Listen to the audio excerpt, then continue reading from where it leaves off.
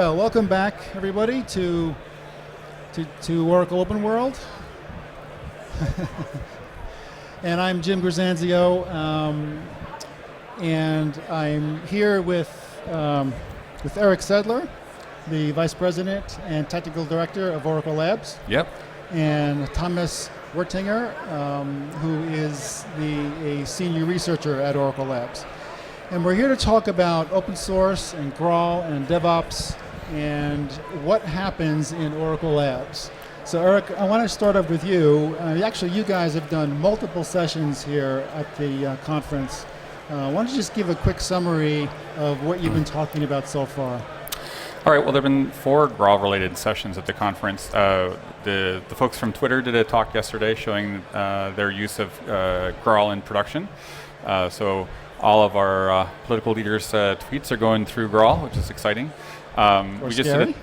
Or scary. Well, they're going out very efficiently then. They're going out very efficiently. They can use fewer servers to make those tweets go out. I guess there's more Twitter usage that's being generated in the new presidential cycle. So it's good to know they aren't having to spend more cycles on their servers for that. So we also did a talk just now on using Graal in the cloud for multilingualism and for the benefits of fast startup and lower overhead versus other ways to run code.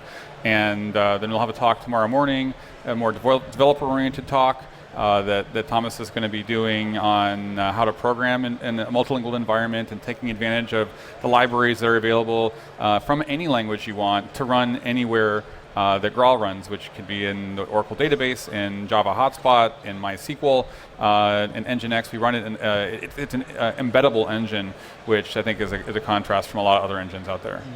Why is Graal so significant? I mean, I've been having conversations with some of the marketing people who are involved and some of the people who are on the product side. And these conversations are very interesting. There's a lot of interest in it. Why is this so significant? Well, I think that, in the past, for example, I mean, obviously Oracle Database is one of Oracle's premier products. It's what I started off doing in 1990 when I first joined Oracle. And having a kind of an open source platform and any open source platform you want as a way to extend code in the database is really exciting. We just put the Graal embedding in the Oracle database up on OTN this week. And so you can run stored procedures or SQL expressions written in JavaScript and basically build your whole application in JavaScript. One of the things we're going to be working on in the next few months is to be able to automatically push down JavaScript code from mid-tier applications in environments like SQLize that kind of hide SQL from the JavaScript programmer will hide from you whether or not it's running in the database or not, and often that's faster when you want to have your code running closer to where the data is. And so I think that's pretty exciting, but it's something that's going to be pushed out into all of our products, or a number of our products. It's embedded as high up as our applications. So one of our SaaS applications is called Oracle Policy Automation, and they're shipping with Graal as a way to run JavaScript as a configuration mechanism from within like the larger Java application. So I think that's exciting. And then we're also doing a lot of work with the Java group, of course, in embedding Graal as a more modern way to compile Java and JVM languages. So a part of this obviously is the fact that it's open source. Yeah, and not just open source, but the open development and taking contributions from community developers. So can you talk a little bit about that? Yeah, well, so we're on GitHub, and we've been taking contributions from a number of major players in the industry, so Intel and ARM, and Red Hat has contributed the ARM backend. Who else do we have that's contributing, Thomas? So we have Twitter contributing as well. Twitter is actually running Graal, yeah. And we do have Red Hat, we have Intel. Yes, Intel. But you also have some open source contributors, in particular universities. A lot of academics are basing their research on our Graal platform or also contributing patches. And for us, this is very exciting because we really see Graal as an ecosystem that will grow only stronger the more contributors we get. Mm-hmm. Because with Graal, it's a technology that has a multiplicative effect with a larger ecosystem. The more languages we can port on Graal and the more embeddings we can do with Graal, the larger the possible scenarios are. Because you can then run any of the Graal-based languages in any of the embeddings. And this is really what makes this ecosystem so strong. So in terms of the ecosystem, this is not just open source, right? We are doing, in terms of Oracle, we're doing our development in the open as well, right? Right. So what you'll see is that, yeah, some of the stuff that we've done in open source in the past is kind of a, Oracle is generating all the code, and there's a periodic kind of dump of what's happened out into the community. So yeah, sure, you can use it what you want, but you aren't kind of seeing kind of the incrementals. You aren't seeing the sausage being made, right? And so we actually mirror all of our contributions from our internal repo out to GitHub, and the commit messages and everything. And so you're really kind of part of our community. And in particular in the lab, since we have so many people from the academic community that are coming in and out from when they're doing work as a student, and then they come and do an internship, and then maybe they become an employee at some future point in time, that transition is really easy because in or outside of the Oracle employee network, they can still have access to the core components of Graal.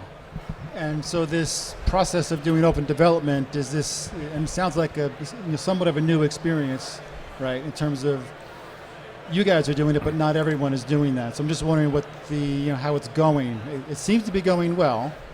We're very happy with it. Yeah. I think that it's easy for us because we have so many strong interactions with the universities. Some of the other teams at Oracle are not as used to as many contributions from the community, and it's kind of getting over that fear that they're going to check in some weird code with some security vulnerabilities, and you have to be when we take code contributions from the community, there is an employee that's required to basically review the code, just like any kind of people that are kind of managing the source space in open source will want to make sure that it meets the Oracle security standards and it is not like violating export control rules and things like that. So there's a few minor checkboxes that an employee has to check off before we pull a contribution into the main line to keep the Oracle the process happy that it can be included in the Oracle products. So is there a distinction between working with, say, industry like the Twitters and all these other different companies on this project versus working with people from universities and academia? Yeah, I think there is. I mean, at universities, we often get more experimental type of contributions because as like PhD students, they're very excited and they want to like push the limit really very far. So there we get often interesting ideas, but often the code also is not in such a good shape to be immediately integrated. So it often takes a little bit more time until we can integrate some of the contributions. Whereas from industry, we often get sometimes bug fixes, or where they are used, for example, from Twitter when they find an issue, they will that's stopping them in production. They will help us with that. Or we get like very good quality code, like from Intel or Red Hat. Where they are interested in supporting another platform, or where they are interested in making Graal running faster on x86. So it's definitely very different, but I think we value both types of contributions very much, and it has been very good for us so far. So where do you see the project in terms of its maturity? I mean, it's still pretty new, right? Right. You plan on scaling this? I mean, what's your growth? Well, in terms of the ideas. team, we've really been ramping up. We presented to Larry Ellison last fall, and been continuing to grow the size of the organization. What was his reaction? He was very excited about it, and well, at the end of the day, if the budget goes up every year, and we're hiring more people and supporting more languages, and he's excited about it, that's kind of where the rubber meets the road. So that's very very encouraging, and so.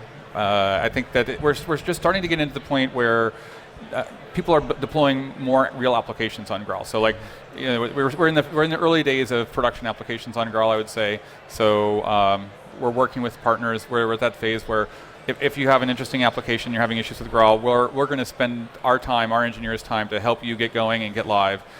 Just like when we launch any product, we work with a small number of people that are Oracle partners often, and try to help them with any kind of teething issues or integration issues and things like that. And so we're doing that right now.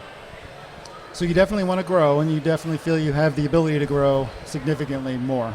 Yeah. Well, right now we want to not just grow, we want to get more applications live on Graal. So like that's where we are. We want to get the more logos to put up on our screen, to show that people are using Graal for real things.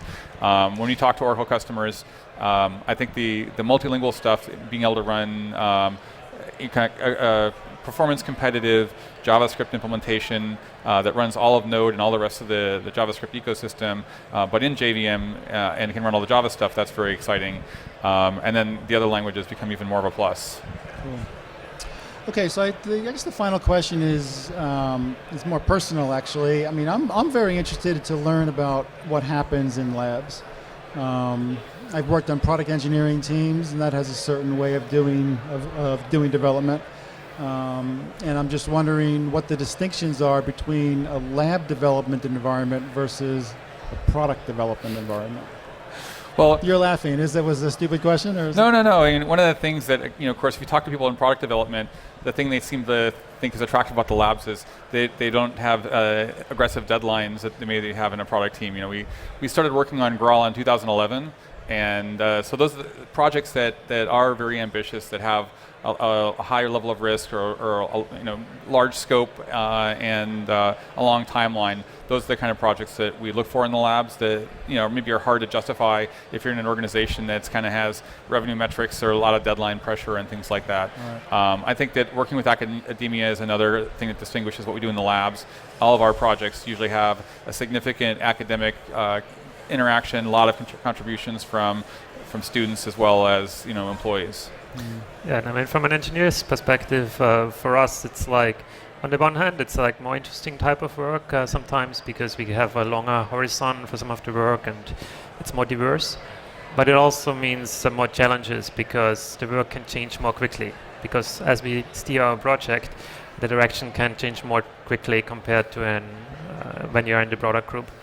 So it can change more quickly? Yeah, more quickly, because we need to react to early adopters' feedback very fast. Oh, I see. So that means the type of work you have to do can change more quickly. Also, the project itself is longer running.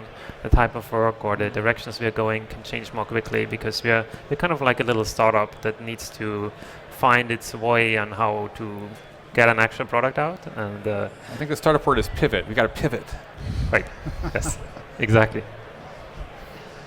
Any preference in terms of, I'm sure you have experience in both areas, but I mean, they both have advantages and disadvantages, right? They both have advantages and disadvantages, yeah. I mean, I think that the challenge in being in the labs is that you are one level removed from the customers and what is, on the roadmap and so forth. So we have to sell to other, engineering teams as a first step before we're selling to the customers.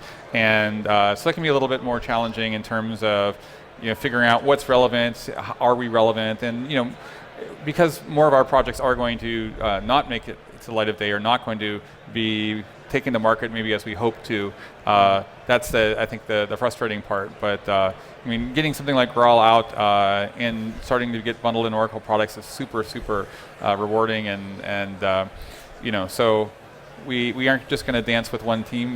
We dance with the database guys, dance with the Java guys, right. And we're going to dance with anyone at Oracle that's interested in Graal. So we actually think a lot of our model, we call it open source within Oracle. So even for the stuff that we aren't going to open source that we want to kind of drive revenue with, we make it available to any team at Oracle that has got a commercial licensing strategy, and so we want to promote more sharing within Oracle across different lines of businesses with the kind of things that we do. I guess the final question is, I'm also interested to hear your opinions on cloud versus open source. I mean, those are two big meta trends, but they're not happening in isolation. And can you talk a little bit about the relationship between the two? Well, I think that cloud as a development model, so open source as a development model has a lot of attractions because if you're taking a dependency on a piece of technology, you want to know there's a community around there that's supporting it. It's not just dependent on one specific business model to keep people employed and contributing enhancements and bug fixes to the technology. So I think that's one of the things people like about open source.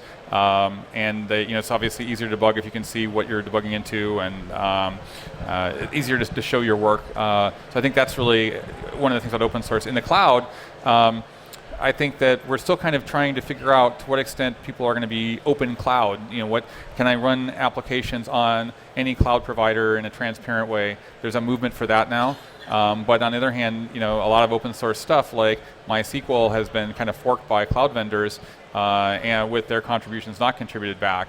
I think MySQL is kind of the poster child for a lot of cloud companies are using it, with proprietary forks.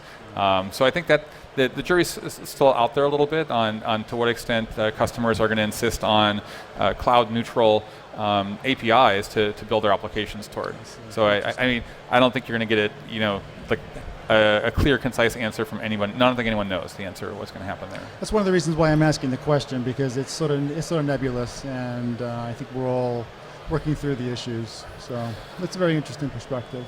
I mean, the question is, what are the common components of a cloud? How do you deploy the cloud? I mean, Oracle certainly had a lot of announcements this week on trying to make cloud neutral development a reality. I mean, I think the Java folks had some announcements in that area, and there are a lot of small companies that are trying to provide kind of meta cloud frameworks, and so Oracle's always been an open company, standards-based companies, and so what we used to call like open standards, 20 years ago, now that's moved to open source, because SQL is not something that, if you're running a database application, you're going to have 100% interoperability. I can't take a SQL query from Microsoft SQL Server and run it unchanged on the Oracle database. The knowledge you learned, is transferable, but your code probably needs to be, fixed and tweaked a little bit to make it work. It's kind of a well-known space, database portability, but open source is something where, since there's one reference implementation that everyone's using, that becomes the standard for interoperability, and to make sure that all of our stuff knows how to work together. So wherever those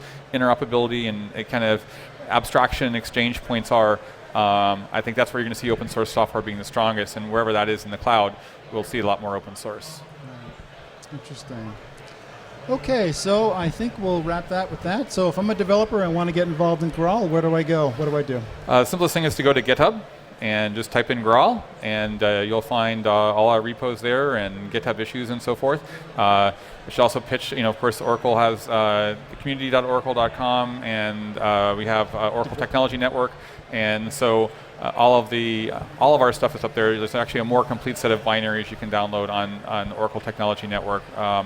But certainly in participating in the community, the right place to find all the information is on GitHub. Great.